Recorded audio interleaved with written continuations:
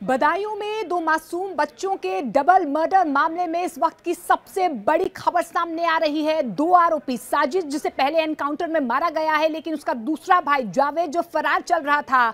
अभी अभी ये खबर आ रही है कि जावेद की गिरफ्तारी हो चुकी है। बरेली से जावेद को गिरफ्तार किया गया है, लेकिन जो बड़ा भाई, जो मुख्य आरोपी था, जिसने दो मासूमों की निर्मम हत्या की थी, बेरहमी से हत्या की थी, अब ये खुलासा हुआ है कि जावेद की भी गिरफ्तारी हो चुकी है। अब से थोड़ी देर पहले ही आपको बता दें, जावेद की बरेली से ये गिरफ्तारी हुई है और बहुत बड़ी कामयाबी से कह सकते हैं, क्योंकि अभी तक जो दो मासूम बच्चे जिनकी निर्मम हत्या की गई, नृशंस हत्या की गई, ये सामने नहीं आ पा रहा है। ये वजह सामने नहीं आ पा रही है कि आखिर साजिद और जावेद ने इतना बड़ा कदम क्यों उठाया है।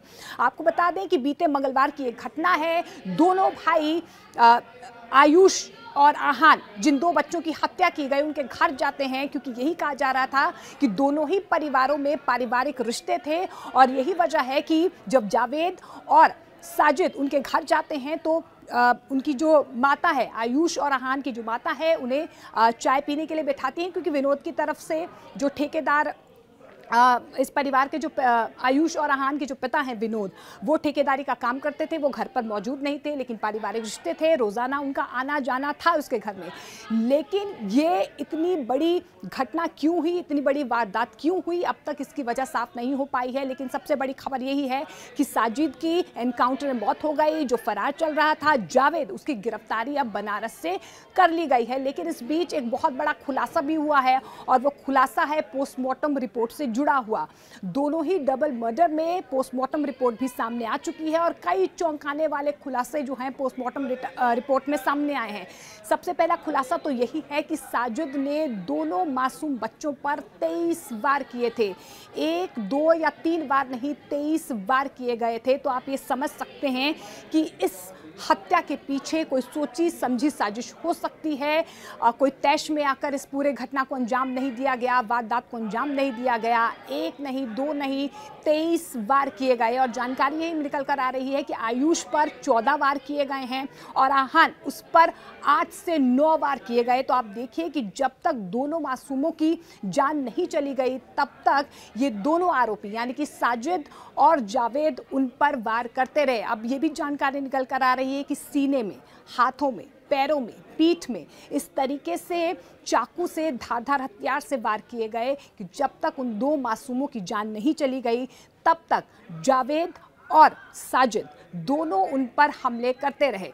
अब इन दोनों ने इस तरीके से उन्हीं के घर में जाकर उन पर इस तरीके से वार क्यों किया, हमला क्यों किया, इस पूरी वारदात, इस पूरी घटना को अंजाम क्यों दिया गया, अब तक ये साफ नहीं हो पाया है। हालांकि देखिए, उसके बाद से लगातार जो है बदायूं में तनाव का माहौल देखा जा रहा है। परिवार कुछ नहीं चाहता है, वो सरकार से कुछ नहीं मांग कर रहा है, लेकिन परिवार की तरफ से सिर्फ साफ तौर पर ये कहा जा रहा है कि उन्हें एक ठोस वजह चाहिए कि आखिर साजिद ने या जावेद ने इतना बड़ा कदम क्यों उठाया। क्योंकि जानकारी ये मिल पा रही है कि कई सालों से दोनों ही परिवारों का एक दूसरे के घर में आना जाना था। जिस घर में आयुष की माता रहती हैं, उसी घर में वो पार्लर का काम करती हैं। आयुष के पिता वो ठेकेदारी का काम करते हैं, और जावेद और साजिद जो है वो हेयर ड्रेसर का काम करते हैं, और पास ही में, उनके घर के पास ही उसकी दुकान थी। अब बीते मंगलवार को होता क्या है, बीते मंगलवार को साजिद जो है आयुष के घर आता है, और उसके बाद वो कुछ पैसों की डिमांड भी करता है। उसकी तरफ से साफ तौर पर कहा जाता है कि मेरी पत्नी प्रेग्नेंट है। वो आयुष की माता से पैसे की गुजारिश करता है। आयुष की माता अपने पति को फ़ोन करती हैं और उन्हें बताती हैं कि साजिद आया है, साजिद कुछ पैसों की मांग कर रहा है। हालांकि पहले तो ठेकेदार ने देने से मना कर दिया, लेकिन मां की तरफ से ये कहा गया कि हमारे पारिवारिक रिश्ते हैं, बच्चा अच्छा है, यानी कि साजिद अच्छा है, वो कल पैसे लौटा देगा। और यही वजह है कि उसने ये कहा कि मैं थोड़ी देर में पैसे लेकर आती हूँ, आप सिर्फ चाय पी लीजिए। चाय के बहाने साजिद की तरफ से कहा गया कि उसकी तो थोड़ी तबीयत खराब हो रही है, वो चाहता था कि वो दूसरी मंजिल में बाहर चला जाए।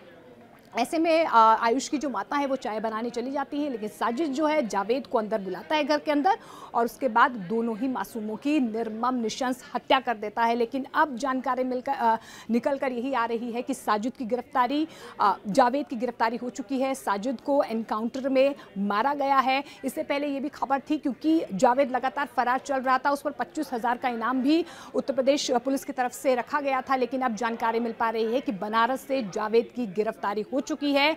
अब इस पूरे मामले में कौन सी साजिश है, क्या वजह निकल कर आई है, इस पर से पर्दा उठना बाकी है, क्योंकि अभी तक कोई भी क्लैरिटी या कोई भी वजह जो है इस पूरे मामले में साफ नहीं हो पाई है।